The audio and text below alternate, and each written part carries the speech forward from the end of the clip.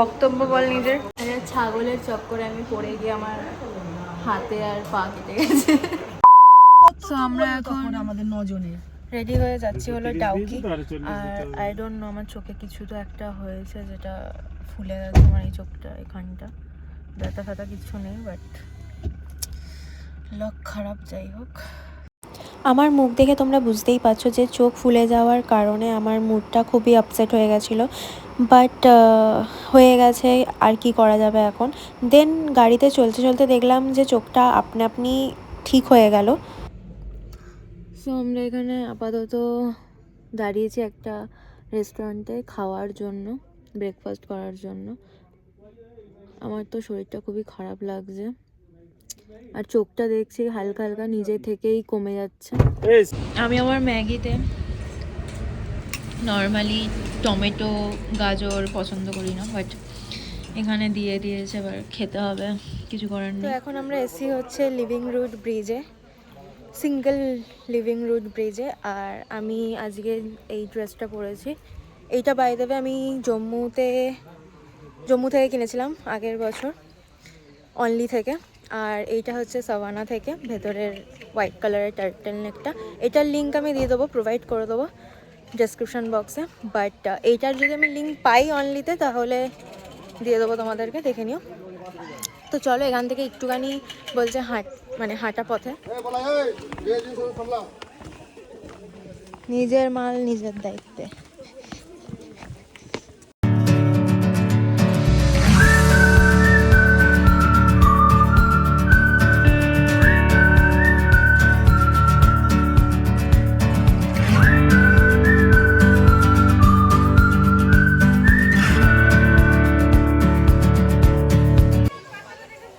জলটা খুবই ক্লিন, বোঝা যাচ্ছে না রিফ্লেকশনের জন্য।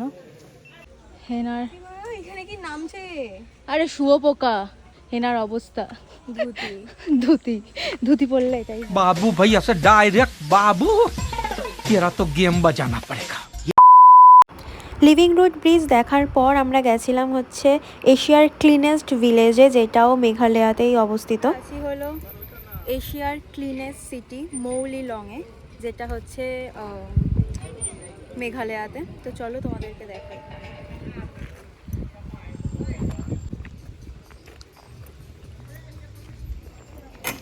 এখানে আমি একটা ফুল লাগিয়েছি। আমাদের মা বাবাগুলো কোথায় আমরা জানি না। কটা মা বাবা আমাদের? গুলো আবার কেন বলছি আমরা? সবাইকে একসাথে মা বাবা গুলো বলে।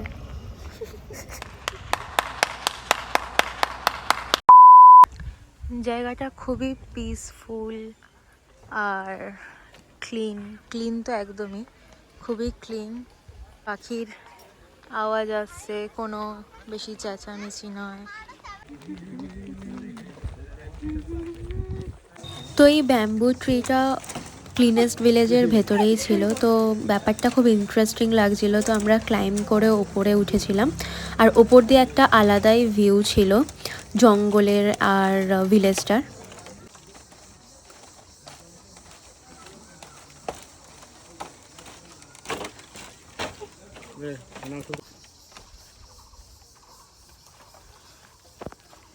আমরা এক্ষুনি এটা দিয়ে উঠে এলাম, এই যে নিচে।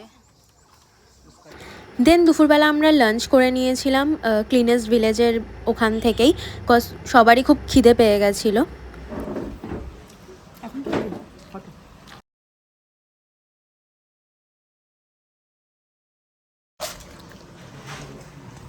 এখন আমরা যাচ্ছি হলো ডাউকি। আর এই নেটের ওপারে যেটা দেখছো যেই গ্রামটা, সেই গ্রামটা হচ্ছে বাংলাদেশ। তো ফাইনালি আমরা ডাউকি চলে এসেছি। আর ইনস্টা আর ইউটিউবে যত আমি ভিডিও দেখেছিলাম, সব জায়গায় এটাই দেখাচ্ছিল যে ডাউকির জল খুবই পলিউটেড হয়ে গেছে পাহাড় ভাঙার জন্য।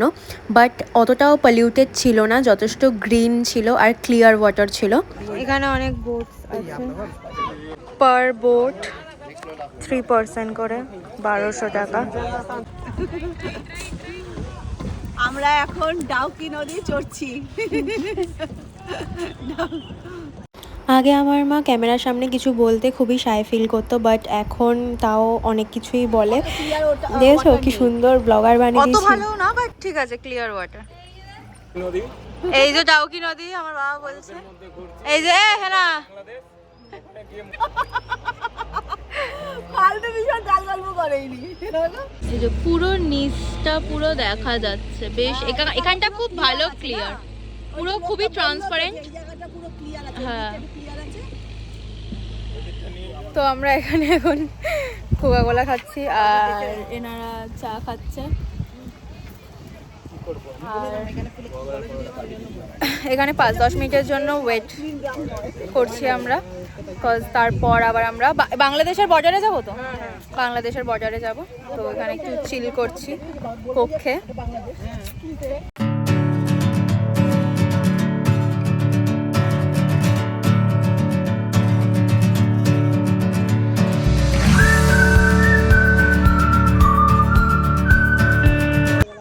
এতটা হচ্ছে আমাদের ইন্ডিয়ার লাস্ট পয়েন্ট। দেন হচ্ছে এই যে এখানে দেখতে পাচ্ছ আর্মি দাঁড়িয়ে আছে, আর ওই পাশটা বাংলাদেশ।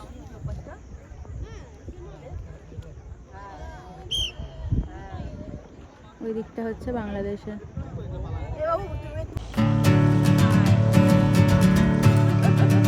বাবা তাকাও, তাকাও না গো। ডাউকি ঘুরে নিয়ে আমরা রাস্তায় যেতে যেতে একটা রেস্টুরেন্টে দাঁড়িয়েছিলাম, যেখানে আমরা মাশরুম স্যুপ আর ক্রিসপি চিলি বেবিকর্ন অর্ডার করেছিলাম, কারণ সবারই খুব খিদে পেয়ে গেছিলো। দেন আমরা ডাইরেক্ট গেছিলাম হচ্ছে শিলং। শিলংয়ে আমরা পুলিশ বাজারের কাছাকাছি এই হোটেলটাতে ছিলাম, হোটেল শ্রীহান। অবস্থা খুবই খারাপ। এখন আমরা পুলিশ বাজারের কাছাকাছি শিলংয়ে রয়েছি, ডাউকি থেকে ঘুরে এসে। কালকে আমরা গুয়াহাটি যাব সকালবেলা। আর শিলংয়ে বেশ ঠান্ডা ছিল রাতের বেলা। তো এটা হলো রুম, ক্লিন, খুবই ক্লিন। এখানে একটা সোফা আছে, এখানে টি বানানোর জন্য টিভি, এখানে একটা ওয়ার্ড্রপ আছে যেটা খুবই বেশ সুন্দর লাগলো আমার ইন্টেরিয়রটা। এখানে একটা ফুল সাইজ মিরর রয়েছে যেটা আমার খুবই ভালো লেগেছে, খুবই ভালো লেগেছে। আর এখানে নর্মাল জানলা ভিউ, জানলা নর্মাল পুলিশ বাজারের ভিউ, যাই হোক। আর ওয়াশরুমটা চলো দেখি ওয়াশরুমটা। ওয়াশরুমটাও বেশ ভালো। One day later. তো এটা হলো নেক্সট মর্নিং। কাল রাতে কিছু সেরকম দেখানো ছিল না, আমরা খুবই টায়ার্ড ছিলাম, তো সবাই খেয়ে দিয়ে ডিনার করে ঘুমিয়ে পড়েছিলাম রাতের বেলা। তো আমরা এখন ব্রেকফাস্ট করতে এসেছি, আর আজকে আমরা এখান থেকে বেরিয়ে যাবো হচ্ছে গুয়াহাটির জন্য।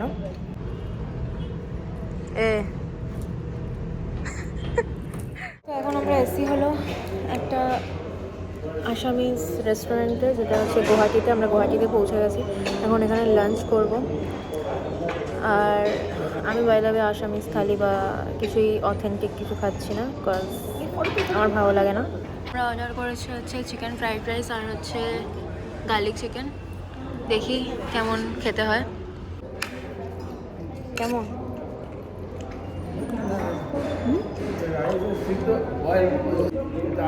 মোটামুটি।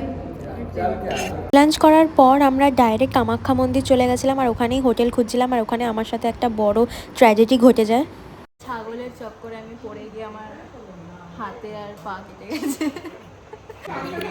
আমি ওকে দুবার বললাম যে ওখান থেকে যাস না, ছাগলটা দৌড়াবে, পেছনে দৌড়াবি, রডের ওপরে পড়বি। ওইখানে 2 মিনিট পর ওখানেই পড়েছে ছাগলটা। মানে যখন থেকে দাঁড়িয়েছে তখন থেকে ওরই পায়ে পায়ে পায়ে পায়ে পায়ে পায়ে ছাগলে প্ল্যান করেছে। বাই দ্য ওয়ে আমরা সবাই একটাই রুমে ছিলাম, আর রুমটা অনেক বড় ছিল, 4টে বেডরুম ছিল। আমার শরীরটা ভীষণই খারাপ ছিল, তাই জন্য আমি কোনো ভিডিও করিনি, চুপচাপ ডিনার করেই ঘুমিয়ে পড়েছিলাম, কজ পরের দিন খুব তাড়াতাড়ি উঠতে হতো আমাদের পুজোর জন্য। তো আমরা এখন রেডি হয়ে গেছি সকালবেলা ঘুম থেকে উঠে। এখন বাজে হচ্ছে 7:00 আর পুরো সবাই রেডি হয়ে গেছে এখানে। কালকে আমরা দুপুরবেলা ওরকম পৌঁছে গেছিলাম, তারপর সেরকম দেখানোর কিছু ছিল না, আর শরীরও আমার খারাপ হয়েছিলো। তোমরা জানো যে আমি পড়ে গেছিলাম, ওই ক্লিপটা আমি অ্যাটাচ করে দেবো, মানে পড়ার ক্লিপটা না, অবভিয়াস ব্যাপার, বাট তারপরের ক্লিপটা। তো তার জন্য শরীরটা একটু খারাপ ছিল, তার জন্য সেরকম ব্লগ করিনি। তার যে পুজো দিতে যাবো, চলো।